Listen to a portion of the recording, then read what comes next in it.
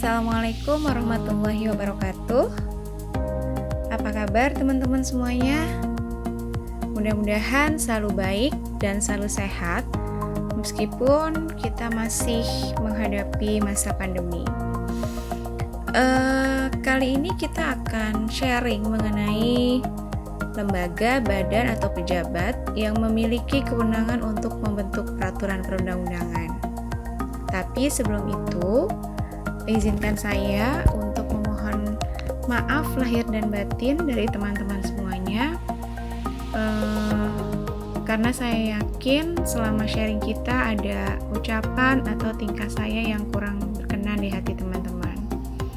Semoga teman-teman memaafkan ya, apalagi nanti setelah tahu nilai UTS-nya atau dengar-dengar berita bahwa bagaimana cara menilai saya, kemudian mengambil keputusan teman-teman untuk tidak memaafkan saya, jangan ya. Oke.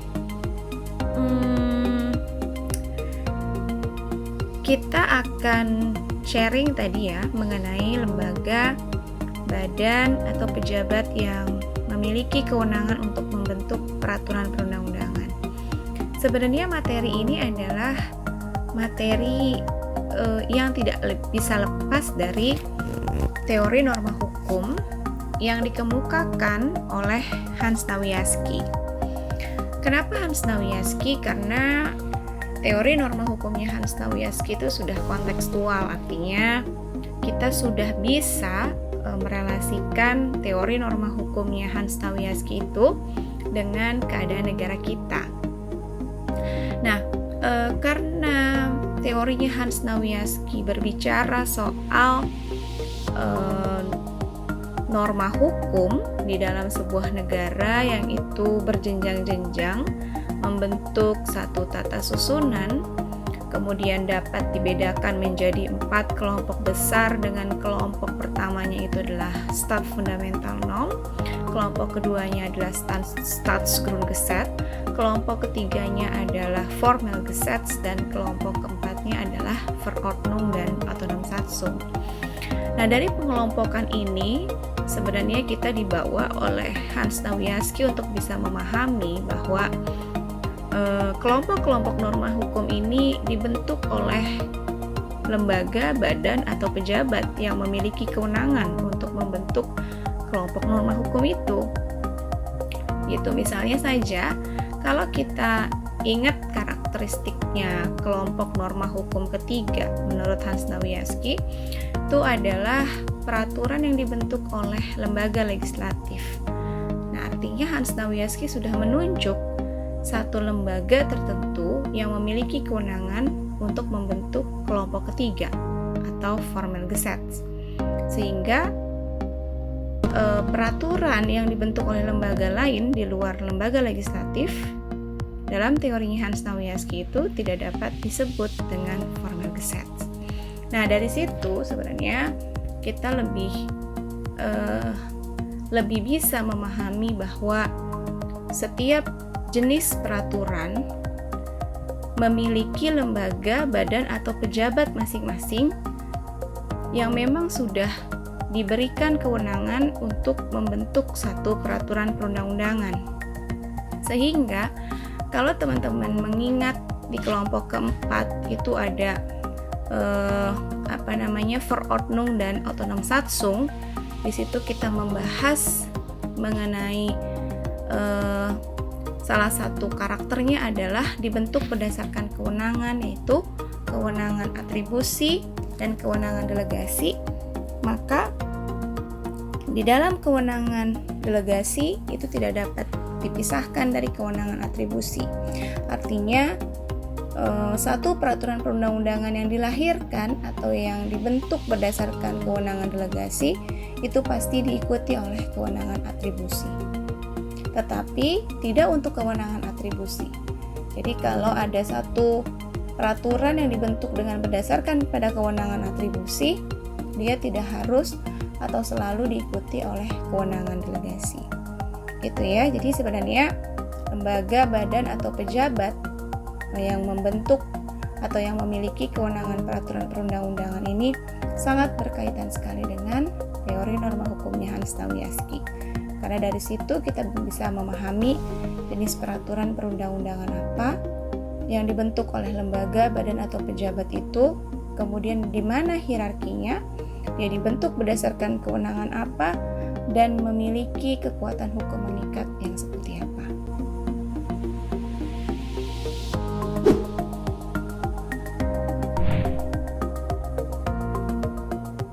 Untuk jenis peraturan perundang-undangan, kita sudah disediakan secara normatif untuk bisa mengetahui sebenarnya jenis peraturan perundang-undangan apa yang ada di Indonesia. Ketentuan normatif itu sudah sangat tersedia sebenarnya di dalam pasal 7 Undang-Undang Nomor 12 Tahun 2011 tentang pembentukan peraturan perundang-undangan. Jadi di situ teman-teman tinggal buka saja pasal 7 Undang-Undang Nomor 12 Tahun 2011 yang sudah diubah ya. Jadi Undang-Undang Nomor 12 itu sudah diubah melalui Undang-Undang Nomor 15 Tahun 2019. Oke, sekarang kalau teman-teman lihat di dalam pasal 7. Di dalam pasal 7 itu sudah tersaji jenis dan hierarki peraturan perundang-undangan Indonesia. Ya kan? Jadi kalau kita lihat hierarkinya itu dimulai dari Undang-Undang Dasar, kemudian Undang-Undang Dasar Negara Republik Indonesia tahun 1945. Di bawahnya ada ketetapan Majelis Permusyawaratan Rakyat, di bawahnya ada undang-undang. Oke. Nah, yang satu hierarki dengan undang-undang itu ada jenis peraturan pemerintah pengganti undang-undang. Nah, padahal peraturan pemerintah pengganti undang-undang itu teman-teman harus ingat dia berbeda jenis dengan undang-undang. Tetapi karena fungsinya untuk menggantikan undang-undang di dalam hal ihwal kegentingan yang memaksa, maka hierarkinya sama dengan undang-undang. Oke ya. Di bawah undang-undang dan perpu itu ada peraturan pemerintah. Di bawahnya lagi ada, di bawah peraturan pemerintah maksudnya itu ada peraturan presiden. Di bawah peraturan presiden ada peraturan daerah provinsi. Di bawah peraturan daerah provinsi itu ada peraturan daerah kabupaten kota. Nah, kalau teman-teman lihat di dalam pasal 7 ayat 2 di situ jelas menentukan bahwa kekuatan hukum mengikat dari jenis peraturan perundang-undangan itu sesuai dengan hierarkinya. Nah, jadi Undang-Undang Dasar sudah jelas ditentukan, sudah sangat jelas ditentukan melalui pasal 7 ayat 2 bahwa memiliki kekuatan hukum yang paling mengikat di antara norma-norma hukum lain. Jadi di antara ketetapan MPR, Undang-Undang Perpu, PP, Perpres sampai Perda, yang paling memiliki kekuatan hukum mengikat adalah Undang-Undang Dasar. Itu artinya kalau kita menggunakan asas atau prinsip lex superiori derogat lex inferiori, maka substansi atau materi muatan yang berada di bawah Undang-Undang Dasar itu tidak boleh bertentangan dengan materi muatan yang ada di dalam Undang-Undang Dasar. Artinya lagi, apabila ada materi muatan di bawah Undang-Undang Dasar yang bertentangan dengan Undang-Undang Dasar, maka yang memiliki kekuatan hukum mengikat dan yang harus mengalah adalah materi muatan yang hierarkinya berada di bawah Undang-Undang Dasar. Itu sangat jelas. Dengan kata lain ingin dikatakan begini. Jadi dengan hierarki tersebut ya, itu sebenarnya membuka jalan bagi kita untuk bisa lebih memahami fungsi dari masing-masing peraturan perundang-undangan itu. Jadi apa sih fungsi dari ketetapan MPR? Ya tentu saja itu adalah untuk melaksanakan lebih lanjut aturan penyelenggaraan negara yang ada di dalam Undang-Undang Dasar. Tuh, apa sih fungsi dari undang-undang? Oh, karena undang-undang itu berada di bawah Undang-Undang Dasar dan TAP MPR, ya maka fungsi undang-undang adalah untuk melaksanakan lebih lanjut ketentuan aturan-aturan pokok penyelenggaraan negara yang ada di dalam Undang-Undang Dasar dan TAP MPR. Nah, itu sebab undang-undang dia sebenarnya membuat ketentuan-ketentuan yang ada di dalam Undang-Undang Dasar itu applicable di masyarakat. Sehingga dikatakan di dalam teorinya Hans Nawiaski, bersifat lebih konkret. Artinya bukan normanya yang bersifat konkret, tetapi undang-undanglah yang lebih mengkonkretkan ketentuan-ketentuan atau aturan-aturan yang ada di dalam Undang-Undang Dasar atau TAP MPR, sehingga masyarakat bisa dapat langsung terikat dan bisa dapat melaksanakan apa yang dimaksud atau aturan-aturan yang ada di dalam Undang-Undang Dasar. Jadi memang fungsi undang-undang adalah agar ketentuan-ketentuan di dalam Undang-Undang Dasar itu bisa dilaksanakan. Nah, sehingga apabila kita merujuk misalnya salah satu asas atau salah satu prinsip di dalam negara hukum, ada yang berbunyi pemerintah berdasar atas undang-undang. Nah, dengan ketentuan ini kita dengan prinsip ini kita akan lebih memahami bahwa ternyata yang menjadi dasar dari tindakan pemerintah yang itu digunakan sebagai prinsip negara hukum itu adalah undang-undang. Kenapa? Karena memang dasarnya untuk bisa memberikan kewenangan gitu ya, membreakdown kewenangan itu adalah undang-undang. Sehingga disebutkan bahwa undang-undang itu adalah backbone, tulang punggungnya dari aturan penyelenggaraan negara. Kenapa demikian? Karena memang undang-undanglah yang membuat aturan-aturan pokok penyelenggaraan negara dengan aturan-aturan yang masih bersifat garis besar dan sangat abstrak dalam Undang-Undang Dasar itu bisa dilaksanakan. Gitu. Ya. Kemudian kalau kita turun lagi ke bawah, di bawah undang-undang maksudnya, itu adalah peraturan pemerintah. Apa sih fungsinya peraturan pemerintah? Fungsinya peraturan pemerintah tentu melaksanakan lebih lanjut ketentuan dari undang-undang. Gitu. Tetapi kalau kita menyimak ketentuan dari Undang-Undang Dasar dalam pasal 5 ayat 2, di situ jelas bahwa peraturan pemerintah itu dibentuk oleh presiden untuk melaksanakan undang-undang sebagaimana mestinya. Artinya memang ketika presiden menetapkan peraturan pemerintah, maka materi muatannya itu tidak boleh melebihi apa yang diatur di dalam undang-undang, apa yang diminta, apa yang diperintahkan oleh undang-undang, dan tidak dapat mengurangi apa yang diperintahkan oleh undang-undang. Kenapa? Karena memang fungsinya adalah melaksanakan undang-undang sebagaimana mestinya. Gitu. Apa sih fungsi Perpres di bawahnya? Ya, karena di bawah peraturan presiden, maka fungsi Perpres adalah untuk melaksanakan lebih lanjut ketentuan dari peraturan pemerintah. Nah, tapi karena undang-undang bisa langsung mendelegasikan kepada peraturan presiden, jadi tanpa perjenjangan gitu ya, tanpa melalui peraturan pemerintah, undang-undang bisa langsung memerintahkan kepada peraturan presiden untuk menetapkan satu aturan tertentu. Nah, kalau ada hal yang demikian, berarti peraturan presiden juga memiliki fungsi untuk melaksanakan lebih lanjut ketentuan dari undang-undang. Artinya Perpres itu menerima delegasian dari undang-undang. Nah, kalau kita membaca pasal 4 ayat 1 Undang-Undang Dasar, di situ juga jelas bahwa memang presiden itu sebagai pemegang kekuasaan pemerintahan. Nah, karena presiden sebagai pemegang kekuasaan pemerintahan, artinya presiden juga dilengkapi oleh kewenangan untuk membuat regulasi. Nah, apa regulasinya? Regulasinya adalah dalam bentuk peraturan presiden. Jadi, fungsi peraturan presiden selain untuk melaksanakan ketentuan peraturan pemerintah dan undang-undang, juga adalah untuk melaksanakan kekuasaan pemerintahan yang dimiliki oleh presiden. Gitu ya.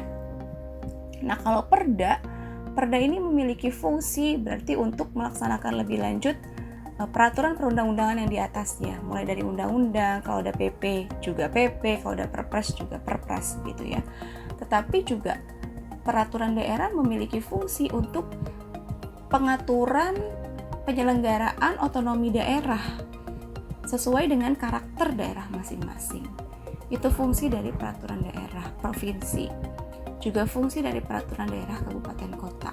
Tetapi karena peraturan daerah kabupaten kota itu berada di bawah, hierarkinya berada di bawah peraturan provinsi, maka peraturan daerah kabupaten kota itu lebih untuk melaksanakan lebih lanjut ketentuan dari peraturan daerah provinsi. Gitu ya. Nah, jadi Dengan memahami jenis itu, kita juga memahami fungsi dari peraturan perundang-undangan. Nah, kita juga seringkali terjebak bahwa jenis peraturan perundang-undangan Indonesia itu apa sih? Ada yang di dalam, terus kita menyebutkan langsung gitu ya. Dalam pasal 7 tuh Undang-Undang Dasar, TAP MPR, Undang-Undang Perpu, PP, Perpres, Perda Provinsi, Perda Kabupaten Kota. Seringkali kita terjebak hal demikian gitu ya. Tetapi kalau kita membaca pasal 8, kita akan lebih ngeh gitu bahasanya. Kita akan lebih ngeh bahwa ternyata jenis peraturan perundang-undangan Indonesia itu sangat banyak. Kenapa sangat banyak? Ya, coba kalau teman-teman buka pasal 8 ya, di situ jelas sekali terbaca bahwa jenis peraturan perundang-undangan selain sebagaimana dimaksud dalam pasal 7, terdapat peraturan yang ditetapkan oleh Majelis Permusyawaratan Rakyat, Dewan Perwakilan Rakyat, Dewan Perwakilan Daerah, Mahkamah Agung, Mahkamah Konstitusi, Badan Pemeriksa Keuangan, ya kan, Komisi Yudisial, Bank Indonesia gitu, sampai dengan ke kepala desa. Bahkan di situ juga disebutkan ya, bukan dijelaskan, disebutkan menteri, kemudian lembaga, badan, komisi yang dibentuk oleh undang-undang atau yang dibentuk oleh pemerintah berdasarkan perintah undang-undang. Itu semua menurut pasal 8 memiliki kewenangan untuk membuat peraturan. Ya, meskipun oleh pasal 8 dipersyaratkan bahwa peraturan-peraturan yang ditetapkan oleh lembaga-lembaga itu baru memiliki kekuatan hukum mengikat dan diakui keberadaannya apabila dibentuk berdasarkan perintah peraturan perundang-undangan yang lebih tinggi. Artinya ada kewenangan delegasi. Gitu ya. Jadi peraturan yang ditetapkan oleh lembaga-lembaga itu baru diakui keberadaannya, artinya memiliki validitas, kemudian dia masuk ke dalam sistem hukum nasional, diakui keberadaannya kalau dia dibentuk berdasarkan kewenangan delegasi, diperintahkan oleh peraturan perundang-undangan yang lebih tinggi, atau dibentuk berdasarkan kewenangan. Nah, di awal kan sudah dinyatakan bahwa lembaga, badan atau pejabat Indonesia ini memiliki kewenangan untuk membentuk peraturan perundang-undangan. Jadi lembaga-lembaga itu kalau memang tidak diperintahkan oleh peraturan perundang-undangan yang lebih tinggi, bisa nggak membuat peraturan perundang-undangan? Jawabannya bisa. Kenapa? Karena lembaga, badan atau pejabat itu sudah memiliki kewenangan untuk membentuk peraturan. Gitu. Ya. Jadi bagaimana negara kita tidak mau berada di dalam keadaan yang hiperregulasi? Bagaimana negara kita itu tidak mengalami obesitas regulasi? Kenapa? Ya karena memang semua lembaga, semua badan, semua pejabat Indonesia ini dilekati kewenangan untuk membuat peraturan perundang-undangan. Gitu. Nah, kebiasaannya setiap ada undang-undang pasti semua lembaga itu memiliki peraturan untuk mengejawantahkan, membunyikan lebih lanjut sesuai dengan kebutuhan institusinya bunyi undang-undang itu. Sehingga satu undang-undang bisa saja kita mendapatkan misalnya beragam peraturan menteri untuk satu undang-undang. Gitu. Nah, itu yang menyebabkan negara kita berada di dalam keadaan yang hiperregulasi. Itu ya. Nah, dari pemahaman mengenai jenis peraturan perundang-undangan yang ada di dalam pasal 7 dan dalam pasal 8, ya, kita diharapkan bisa memahami lembaga, badan, atau pejabat pembentuk dari peraturan perundang-undangan. Gitu. Meskipun kita harus men-track ya, jadi kita harus men-track ini kewenangannya apa. Misalnya Undang-Undang Dasar itu adalah jenisnya. Lembaga apa yang memiliki kewenangan untuk membentuk, untuk menetapkan Undang-Undang Dasar? Kita harus men-track dasar hukumnya. Adanya di dalam Undang-Undang Dasar. Siapa yang memiliki kewenangan? MPR. Artinya memang MPR memiliki kewenangan untuk membentuk Undang-Undang Dasar, untuk menetapkan Undang-Undang Dasar. Apalagi ketetapan MPR. Sekarang MPR tidak lagi memiliki kewenangan untuk menetapkan TAP MPR, tapi dia memiliki kewenangan untuk menetapkan peraturan MPR. Gitu ya. Apalagi jenis peraturannya adalah undang-undang. Siapa yang memiliki kewenangan untuk membentuk undang-undang? Lihat dasar hukumnya ada di mana. ada di Undang-Undang Dasar dalam pasal 20. Yang memiliki kekuasaan untuk membentuk undang-undang itu adalah Dewan Perwakilan Rakyat. Itu ya. Tetapi di dalam pasal 20 juga dinyatakan bahwa untuk pembentukan undang-undang DPR, Dewan Perwakilan Rakyat itu membutuhkan persetujuan bersama dari Presiden. Artinya di dalam pembentukan undang-undang, DPR tidak dapat melaksanakan fungsinya tanpa ada persetujuan bersama dari Presiden. Memang pemegang kekuasaannya itu adalah DPR, tetapi di dalam menjalankan fungsinya, DPR membutuhkan yang namanya Presiden untuk mendapat persetujuan bersama. Belum lagi kalau kita baca pasal 22D yang mengatur tentang Dewan Perwakilan Daerah. Di situ juga jelas ditentukan bahwa hal-hal yang berkaitan dengan otonomi daerah gitu ya. Kemudian ada perimbangan keuangan pusat dan daerah. Nah, itu adalah pembentukan undang-undang yang membutuhkan, jadi DPR membutuhkan yang namanya Dewan Perwakilan Daerah.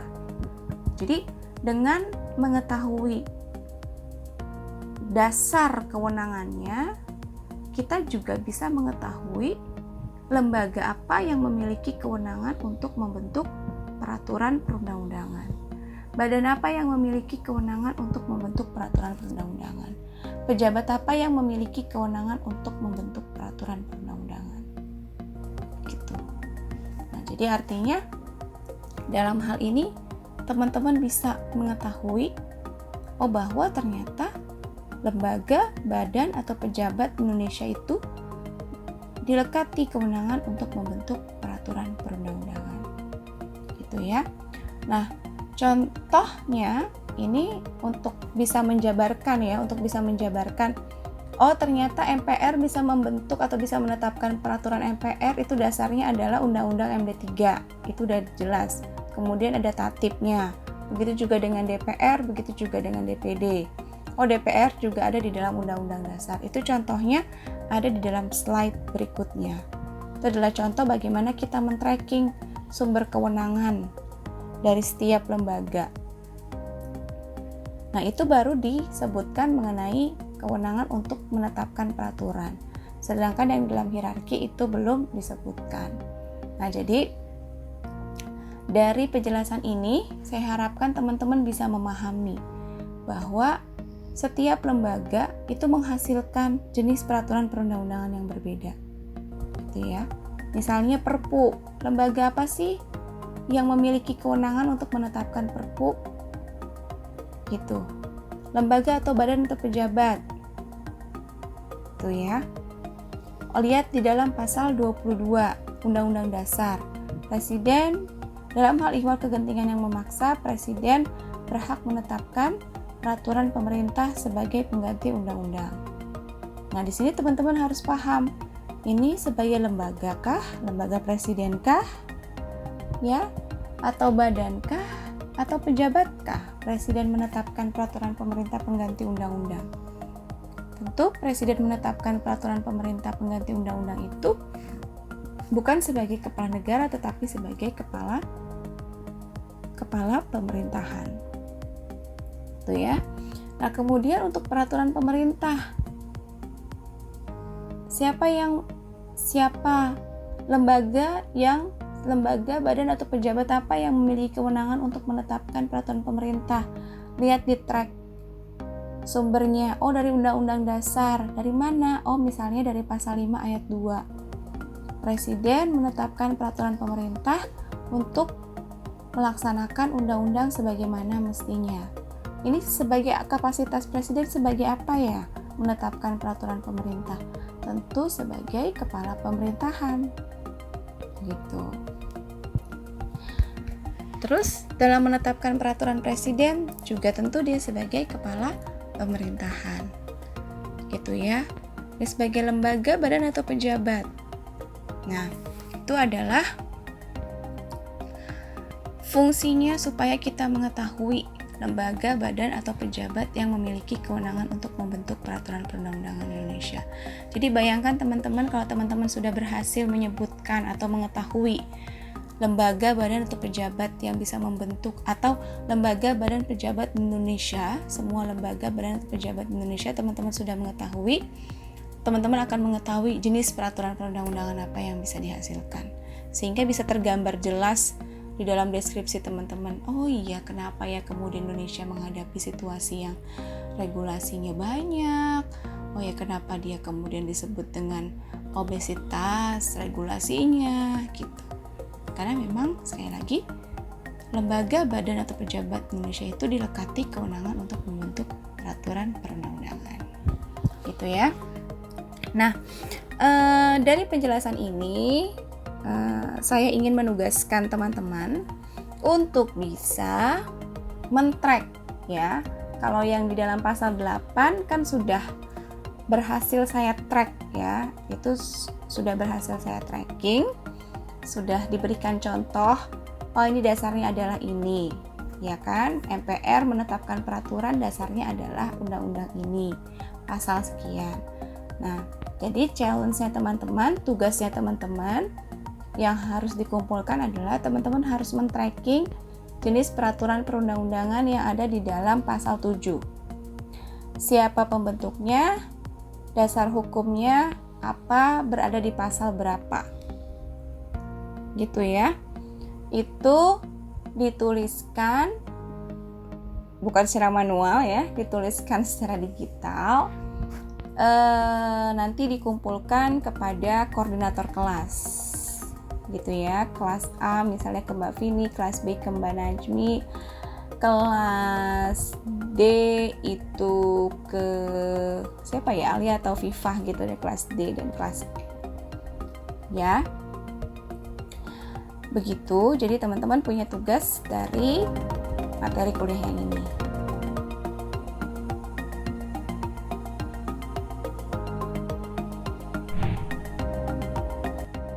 Tahu atau tidak kalau KPU bisa buat peraturan?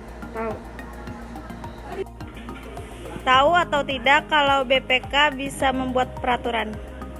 Tahu. Tahu atau tidak kalau lembaga menteri Bank Indonesia dapat membuat peraturan? Tidak. Tahu atau tidak kalau kepala desa bisa buat peraturan? Tahu. Tahu atau tidak kalau KPK bisa buat peraturan? Tahu. Tahu atau tidak kalau MPR DPR bisa buat peraturan? Tahu. Kalau teman-teman sebelumnya juga sudah menyimak ada wawancara secara cepat, ya itu adalah hasil kerja dari Viva dan Alia. Jadi saya ingin mengucapkan terima kasih kepada Viva dan Alia yang sudah membantu saya untuk membuat konten ini, gitu. Dan mungkin karena ini saya dibantu oleh Viva dan Alia, maka saya jadi materi ini juga bisa teman-teman lihat di channelnya Viva dan Alia, ya. Nah, challenge pertama adalah tugas pertama adalah teman-teman menuliskan lembaga, badan, atau pejabat apa yang memiliki kewenangan untuk membentuk jenis peraturan perundang-undangan yang ada di dalam pasal 7. Kemudian menyebutkan dasar kewenangannya apa. Ya, berarti dia memiliki dasar kewenangan, ada di undang-undang dasar kah atau ada di undang-undang, itu harus disebutkan dan pasal berapa. Gitu ya. Hanya ada yang di pasal, hanya jenis peraturan perundang-undangan yang di pasal 7. Itu untuk tugas. Challenge-nya adalah ya, jadi kalau teman-teman menyimak slide berikutnya itu kan ada menteri, lembaga, badan, pejabat yang dibentuk berdasarkan undang-undang atau pemerintah berdasarkan perintah undang-undang. Nah, tapi kan belum disebutkan tuh ya. Nah, jadi tugasnya adalah teman-teman menyebutkan ya kementerian yang bisa membentuk peraturan perundang-undangan. Karena tidak semua kementerian bisa membentuk peraturan perundang-undangan. Sebutkan 5 kementerian yang bisa membentuk peraturan perundang-undangan. Jadi sebutkan 5 kementerian yang bisa membentuk peraturan perundang-undangan dan sebutkan lembaga, badan, atau komisi yang dibentuk berdasarkan undang-undang atau dibentuk oleh pemerintah atas dasar perintah undang-undang. Juga 5. Jadi campur boleh lembaga, badan, komisi. Lembaga, badan, komisi yang dibentuk berdasarkan undang-undang atau pemerintah berdasar atas perintah undang-undang yang bisa membentuk peraturan perundang-undangan. Nah, penyebutan itu, jadi challenge ini kan berarti teman-teman menyebutkan 5 kementerian yang bisa membentuk peraturan perundang-undangan dan 5 baik itu komisi, baik itu lembaga, baik itu badan yang dibentuk berdasarkan undang-undang atau perintah dari undang-undang. Jadi teman-teman menyebutkan 10, menyebutkannya itu di kolom komentar ya. Jadi yang menyebutkan pertama, jadi komentarnya masuk pertama dan itu benar, itu akan mendapatkan giveaway gitu ya. Jadi ya meskipun mungkin teman-teman sudah mendengarkan atau sudah mendapatkan kayak semacam hembusan ekspektasi, harapan gitu ya, akan mendapatkan nilai sekian, tapi saya harapkan harapan dari saya adalah itu tidak menyurutkan niat motivasi belajar teman-teman untuk mendapatkan lebih dari itu. Ya, jadi saya harapkan teman-teman tetap mengerjakan tugasnya. Kalau juga saya harapkan ya teman-teman yang merasa tertantang tolong juga bisa menjawab atau menerima challenge-nya. Gitu. Itu aja dari saya mengenai sharingnya. Nanti kalau sudah sharing ini dan sudah ada challenge-nya, sudah dijawab dan sudah ada tugasnya, kita akan melakukan sharing secara virtual ya. Oke, terima kasih banyak buat teman-teman yang sudah menonton dan sudah nanti mengerjakan tugas dan sudah menerima challenge-nya, apalagi yang sudah mensubscribe channel saya. Saya ucapkan terima kasih banyak. Semoga ini tidak menyurutkan motivasi teman-teman untuk terus belajar, dan semoga ini tidak membuat bosan teman-teman ya. Saya ingin ini menambah motivasi teman-teman gitu ya. Sekali lagi saya mohon maaf apabila ada penyampaian saya yang salah atau mungkin kurang berkenan di pikiran atau di hati teman-teman. Saya mohon maaf. Apalagi ya, mudah-mudahan ini menjadi motivasi teman-teman. Gitu. Oke, terima kasih banyak. Assalamualaikum warahmatullahi wabarakatuh. Sampai ketemu lagi di virtual meeting. Makasih.